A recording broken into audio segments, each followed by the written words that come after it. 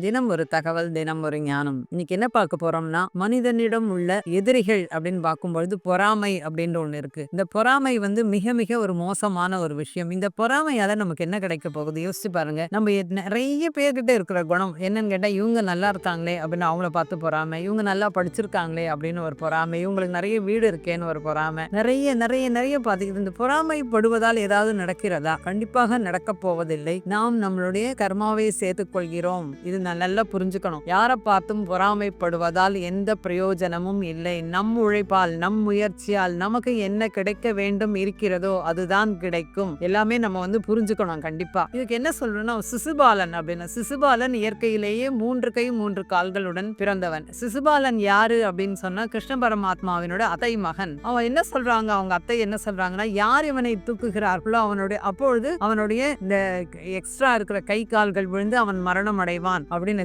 அதனால அவங்க என்ன சொல்றாங்கன்னா, கிருஷ்ணன் கிட்ட, கிருஷ்ணா நீதான் அவனை காப்பாத்தணும் அப்படின்னு. அப்போ வந்து கிருஷ்ண பரமாத்மா என்ன சொல்றாருன்னா, 100 தவறுகள் வரை நான் பொறுத்திருப்பேன், அதற்கு மேல் போனால் கண்டிப்பாக என்னால் ஒன்றும் செய்ய முடியாது அப்படின்றான். ஆனா சிசுபாலனுக்கு கிருஷ்ணனை பார்த்தா எப்ப பாரு பொறாமை. ஏன்னா எல்லாருமே இவனை பரமாத்மான்றாங்களே, இவனிடம் இவ்வளவு ஞானம் இருக்கிறது, இவன் முதல் தெய்வ நிலையில் இருக்கிறான், எல்லாரும் வந்து கிருஷ்ணா கிருஷ்ணா கிருஷ்ணான்னு சொல்றாங்கன்னு சொல்லிட்டு தவறுகளுக்கு மேல் தவறு செய்து கொண்டிருந்தான் அந்த பொறாமையால். அப்படி செய்யும் பொழுது கிருஷ்ண பரமாத்மாவும் மிக பொறுமையாக எல்லாமே பார்த்து கொண்டிருந்தார். கடைசியில அந்த 100 தவறுகளுக்கு மேல் போனவுடன் சிசுபாலன் அழிந்து விட்டான். யோசிச்சு பாருங்க, பொறாமையினால் ஒத்தனை அழிந்தே போய்விட்டான். சிசுபாலன் கூட நல்ல ஒரு ஞானம் இருப்பவன் தான், ஆனால் இந்த பொறாமையால் அழிந்தான். ஆனால் பொறாமைப்படுவதால் அழிவு என்பதுதான் கிடைக்குமே தவிர அழிவுதான் நமக்கு நிச்சயம். பொறாமைப்படுவதால் எந்த ஒரு பயனும் இல்லை. பயனில்லாத செயல்கள் செய்து, பயனில்லாத குணங்களை வைத்துக்கொண்டு, பயனில்லாமல் யோசித்து நம்மளுடைய ஆற்றலை நாம் இழக்க கூடாது.